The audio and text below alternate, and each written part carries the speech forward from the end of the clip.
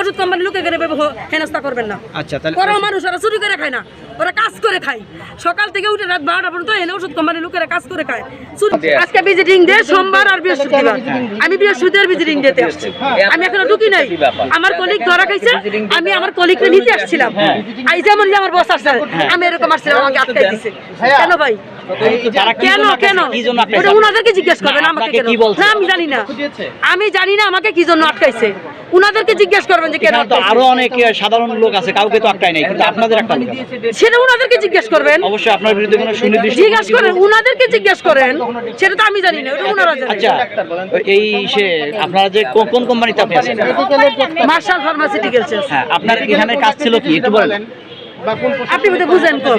আচ্ছা, আপনার কাজটা কি না ছিল? তাহলে আপনি আমার কাজ কি ছিল তখন শুনেন নাই? না না, আপনি একটু বলেন যে আপনার কি কাজ ছিল।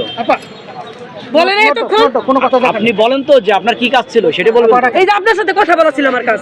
কিভাবে কথা বলেন? আমার কাজ হলো ওষুধ কোম্পানির এই যে যারা যারা হরেস্তা হয় না, ছেলেপেলেগুলো সবার বৈধতা দেন, আর নয়তো ওদেরকে চাকরি দেন। ওষুধ কোম্পানি লোকে গেলে হেনস্থা করবেন না। আচ্ছা, তাহলে ওরা মানুষ ওরা চুরি করে খায় না, ওরা কাজ করে খায়।